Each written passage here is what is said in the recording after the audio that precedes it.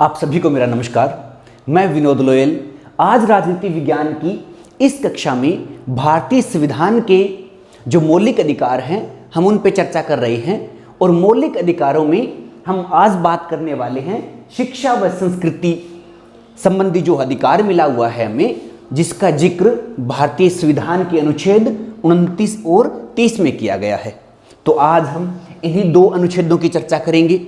ये अनुच्छेद हमारे लिए बहुत महत्वपूर्ण है क्योंकि इन्हीं अनुच्छेदों से ही हमें हमारे शिक्षा संबंधी या हमारे जो भाषा संबंधी, संस्कृति संबंधी जो हमारे अधिकार हैं उनके बारे में हमें पता चलता है। तो क्या है इन दोनों अनुच्छेदों में शिक्षा और संस्कृति संबंधी अधिकार, आइए उन्हीं पे चर्चा करते हैं। तो सबसे पहले अनुच्छेद 29 की बात करेंगे हम। अनुच्छेद 29 में क्या लिखा गया है? अनुच्छेद 29 में दो बातें महत्वपूर्ण हैं। कौन सी है? अनुच्छेद 29 में दो बात है महत्वपूर्ण। पहली जो बात है वह है कि भारत के किसी भी भाग में रहने वाला, चाहे वो कोई भी व्यक्ति हो, कोई भी नागरिक हो, जिसकी कोई विशेष संस्कृति हो, भाषा हो, बोली हो, लिपि हो, उसका वह संरक्षण कर सकता है। उसके संरक्षण का अधिकार भारतीय संविधान हमें अनुच्छेद 29 के माध्यम से देता है। कहने का भाव क्या है कि भारत में रहने वाला कोई भी व्यक्ति है जिसकी कोई भी विशेष संस्कृति, भाषा, बोली, लिपि है, तो उसका वह प्रचार प्रसार कर सकता है, उसके अनुसार अपना जीवन यापन कर सकता है और उसको एक पीढ़ी से अगली पीढ़ी तक पहुंचा सकता है। इस बात का अधिकार हमें अनुच्छेद 29 में मिला हुआ है। तो क्या है उसमें बड़ी बात कि भारत के किसी भी क्षेत्र में रहने वाला कोई भी नागरिक हो, चाहे उसकी कोई भी विशेष संस्कृति है, भाषा है, बोली है, लिपि है, इन सब की वो रक्षा कर सकता है, इन सब का वो प्रचार प्रसार कर सकता है, इनके अनुसार वो अपना जीवन यापन कर सकता है। इस बात की चर्चा अनुच्छेद 29 में की गई है। इसी अनुच्छेद 29 में जो मैं कह रहा था दो बातें महत्वपूर्ण है। दूसरी बात जो महत्वपूर्ण है वो ये है कि भारत में जितनी भी शिक्षण संस्थाएं हैं जो कि राज्य द्वारा या तो पूरी तरह से राज्य द्वारा चलाई जा रही है या फिर उनको चलाने के लिए राज्य थोड़ा बहुत जितना भी धन दे रहा है, कहने का भाव कि राज्य द्वारा आर्थिक सहायता प्राप्त जितनी भी शैक्षणिक संस्थाएं हैं उनमें भारत का कोई भी व्यक्ति, चाहे वो किसी भी धर्म, जाति, मूल, वंश, संस्कृति, भाषा का हो, उसको उन संस्थाओं में प्रवेश देने से इनकार नहीं किया जा सकता। इसकी चर्चा भी अनुच्छेद 29 में लिखी गई है। क्या है इसमें? थोड़ा मैं लिख के बताता हूं आपको कि भारत में रहने वाला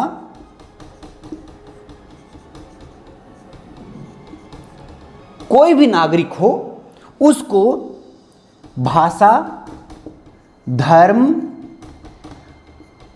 लिंग,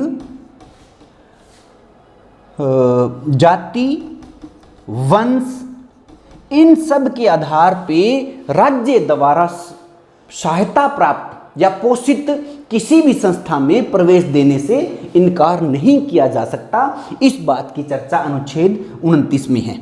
एक बार दोनों बातें दोबारा देख लेते हैं कि अनुच्छेद 29 है बहुत महत्वपूर्ण है। इसमें दो बातें प्रमुखता के साथ लिखी गई है। पहली बात कि भारत के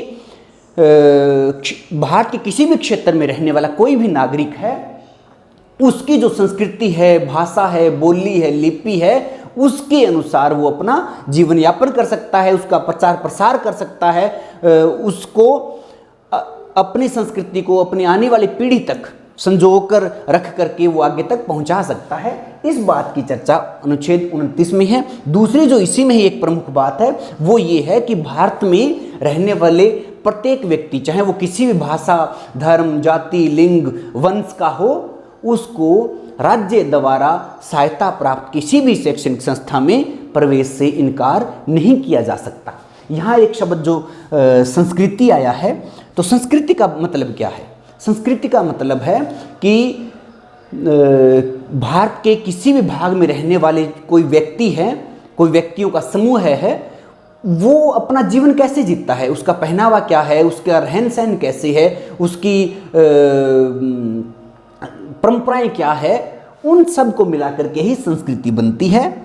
तो इन सब के अनुसार जीवन यापन करने का, उस संस्कृति को आगे बढ़ाने का अधिकार हमें अनुच्छेद 29 में दिया गया है। तो ये था अनुच्छेद 29। अब हम अनुच्छेद 30 की बात करते हैं। अनुच्छेद 30 है, वह भी काफ़ी महत्वपूर्ण है। उसमें भी हम एक दो बातें जो प्रमुख है उन पे हम चर्चा करेंगे। अनुच्छेद 30, अनुच्छेद 30 जो है वो विशेष तौर पर अल्पसंख्यकों के लिए है।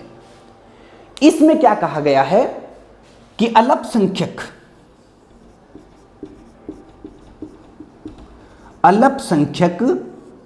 भाषा या धर्म के आधार पर, इस अनुच्छेद में क्या कहा गया है कि भाषा और धर्म के आधार पर जो अल्पसंख्यक है वे लोग अपनी रुचि के अनुसार, यह शब्द बड़ा महत्वपूर्ण है कि अपनी रुचि के अनुसार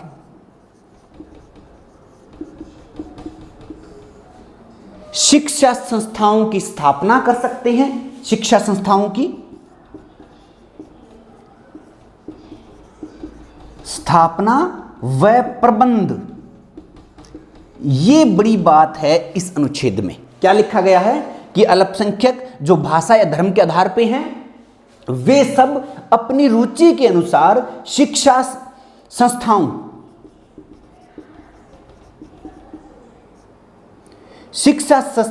संस्थाओं की स्थापना व प्रबंध कर सकते हैं। तो इसका क्या मतलब है, क्या भाव है, उसको हम समझ लेते हैं कि भारत में रहने वाले कोई भी व्यक्ति है जो धर्म और भाषा के आधार पर अल्पसंख्यक है। अब यहाँ अल्पसंख्यक शब्द आया है तो आपको ये भी समझना जरूरी है कि अल्पसंख्यक क्या होता है। अल्पसंख्यक मतलब थोड़ी संख्या में। भारत में धर्म के आधार पे हिंदू धर्म को छोड़ करके बाकी सारी जो धर्म है, संप्रदाय हैं, वो सारे अल्पसंख्यक है, क्योंकि वो कम संख्या में है हिंदुओं की तुलना में। और भाषा के आधार पे भी ऐसे ही होते हैं कि जैसे जिस भाषा को भारत में जैसे हिंदी है तो हिंदी बहुसंख्यक भाषी है, लोग हैं हिंदुस्तान में, और बाकी जितनी भाषाएं हैं वो सारी अल्पसंख्यक होगी।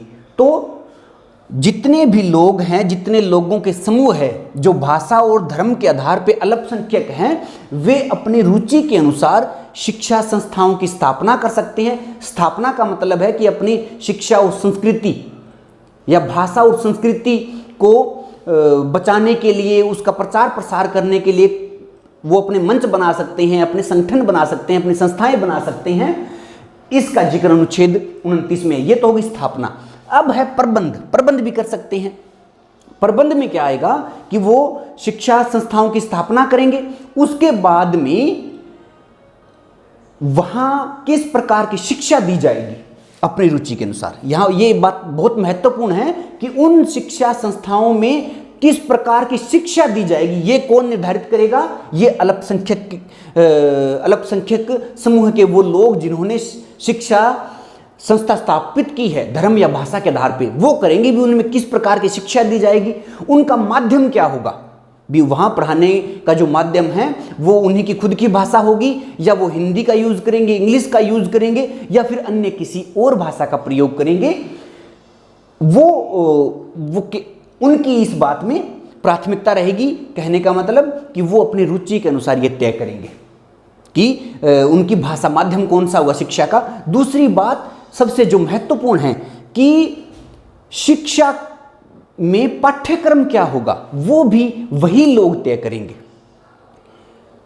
शिक्षा कौन सी भाषा में दी जाएगी, पाठ्यक्रम कौन सा होगा, और उसमें विषय कौन कौन से पढ़ाए जाएंगे, इसको जो तय करने की जिम्मेवारी होगी या जो तय करने वाले लोग होंगे वो वही होंगे जिन्होंने वो शिक्षा संस्था बनाई है। और इस बात का अधिकार अनुच्छेद 30 अल्पसंख्यक लोगों को देता है।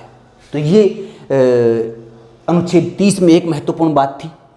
उम्मीद करता हूँ आपको समझ में आई होगी। एक बार और दोहरा देता हूँ आपको कि भारत में जितने भी लोग हैं भाषा और शिक्षा के भाषा और धर्म के आधार पर अल्पसंख्यक हैं, उनको अपनी शिक्षा संस्थाएं स्थापित करने का अधिकार है, उनका प्रबंध करने का अधिकार है। और प्रबंध में वो शिक्षा का माध्यम क्या होगा, को किस प्रकार की शिक्षा दी जाएगी, पाठ्यक्रम क्या होगा, विषय वस्तु क्या होगी शिक्षा देने की, इन सब का निर्धारण जो है वो वही जो लोग अल्पसंख्यक वर्ग है वही करेंगे। और प्रबंध की एक जो बात है उसमें एक बात और भी जोड़ सकते हैं कि सब लेन देन भी होगा, उसमें पैसों का लेन देन भी होगा, लेकिन अगर कहीं पर भी प्रबंध की बजाय कुप्रबंध सरकार को नजर आता है तब सरकार उस पर एक्शन ले सकती है या उस पर कार्रवाई कर सकती है। इस बात की चर्चा भी इसी में की गई है।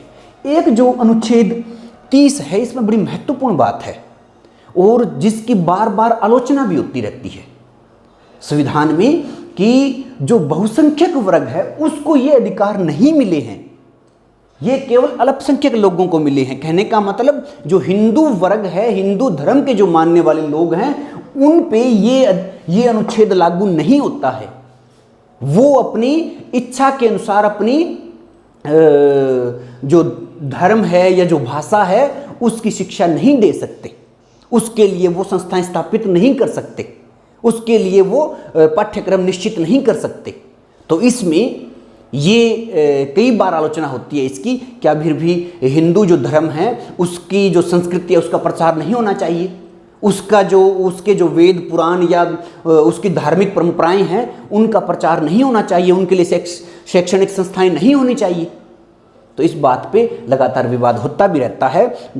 और जो आर्य समाज है उन्होंने और परमहंस मिशन जो कलकत्ता में है उन्होंने तो हाई कोर्ट में ये अपील भी डाली थी कि भाई हमें अल्पसंख्यक समझा जाए ताकि हम अपने धर्म और संस्कृति का प्रचार कर सकें। तो ये बड़ी बात थी अनुच्छेद 29 और 30 की। उम्मीद करता हूँ ये सारी बातें आपको समझ में आई होगी। अगर आप इस चैनल पर नए हो तो चैनल को सब्सक्राइब करना ना भूलिए ताकि आपको आने वाले समय में और संवैधानिक जो हमारे भारतीय संविधान है उसके अन्य जो पक्ष हैं उनकी जानकारी भी समय समय पर आप तक पहुंचती रहे। धन्यवाद।